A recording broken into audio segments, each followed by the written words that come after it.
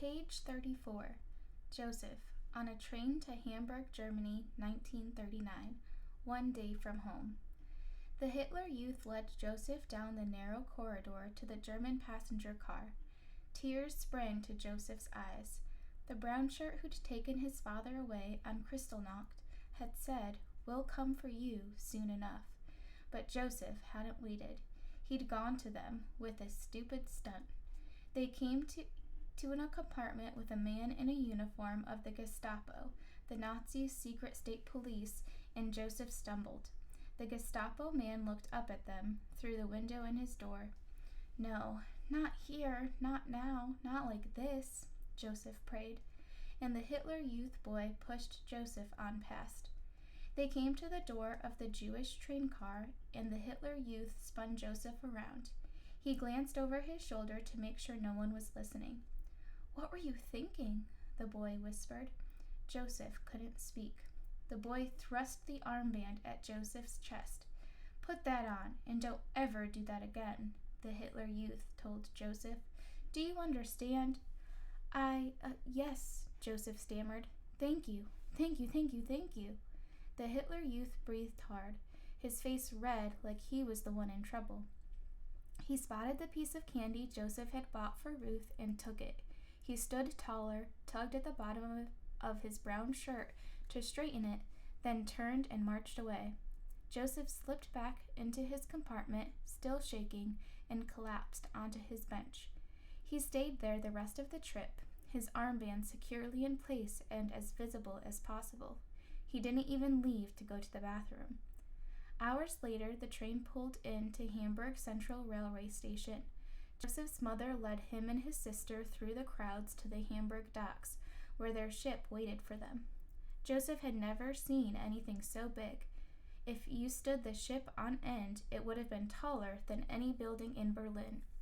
2 giant tan smokestacks stuck up from the middle of the ship, one of them belching gray-black diesel engine smoke. A steep ramp ran to the top of the tall black hull, and hundreds of people were already on board, milling around under colorful fluttering pennants and waving to friends and family down on the docks. Flying highest above them all, as if to remind everyone who was in charge, was the red and white Nazi flag with the black swastika in the middle. The ship was called the MS St. Louis. St. Louis was the name of a city in America, Josef had learned. That seemed like a good omen to him, a sign that they would eventually get to America, maybe one day visit the real St. Louis. A shabby-looking man stumbled out from behind the crates and luggage piled up on the dock, and Ruthie screamed. Josef jumped, and his mother took a frightened step back. The man reached out for them. "You made it, at last." That voice, thought Josef. Could it really be? The man threw his arms around Mama.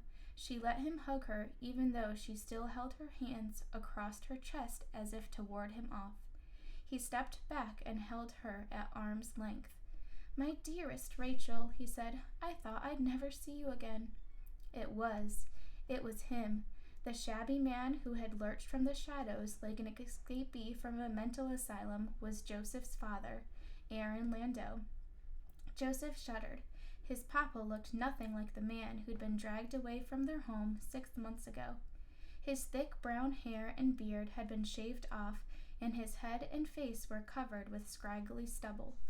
He was thinner, too thin, a skeleton in a threadbare suit 3 sizes too big for him. Aaron Landau's eyes bulged from his gaunt face as he turned to look at his children. Josef's breath caught in his throat, and Ruthie cried out and buried her face in Josef's stomach as their papa pulled the 2 of them into a hug. He smelled so ripe, like the alley behind a butcher shop, that Josef had to turn his head away. "Josef, Ruth, my darlings." He kissed the tops of their heads again and again, then jumped back. He looked around manically like there were spies everywhere. "We have to go. We can't stay here. We have to get on board before they stop us." "But I have tickets," Mama said. "Visas." Papa shook his head too quickly. "It doesn't matter," he said. His eyes looked like they were going to pop out of their sockets. "They'll stop us. Take me back." Ruthie clung to her brother. Papa was scaring her. He scared Joseph, too. "Hurry," Papa said. He pulled the family with him into the stacks of crates, and Joseph tried to keep up with him as he darted from place to place, dodging imaginary enemies. Joseph gave his mother a frightened glance that said, "What's wrong with Papa?" Mama just shook her head, her eyes full of worry. When they got close to the ramp, Papa hunkered down behind the last of the crates. "On the count of 3, we make a break for it," he told his family. Don't stop for anything. We have to get on that ship. Are you ready? 1, 2, 3. Joseph wasn't ready. None of them were. They watched as Aaron Landau ran for the ramp where other passengers had already queued up to hand their tickets to a smiling man in a sailor's uniform. Joseph's father threw himself past the sailor and stumbled into the ramp's railing before righting himself and sprinting up the gangway. "Wait," the sailor cried. "Quickly now, children," Mama said. Together they hurried to the ramp as best they could, carrying all the suitcases. "I have his ticket," she told the sailor. "I'm sorry, we can wait our turn." The startled man at the front of the line motioned for them to go ahead, and Joseph's mother thanked him. "My husband is just eager to leave," she told the sailor. He smiled sadly and punched their tickets. "I understand. Oh, let me get someone to help you with those bags. Porter?" Joseph stood in wonder as another sailor, a German man without a Star of David armband, a man who wasn't a Jew, put a suitcase under each arm and one in each hand and led them up the gangway. He treated them like real passengers, like real people, and he wasn't the only one. Every sailor they met doffed his cap at them, and the steward who showed them to their cabin assured them that they could call upon him for anything they needed while on board. Anything at all.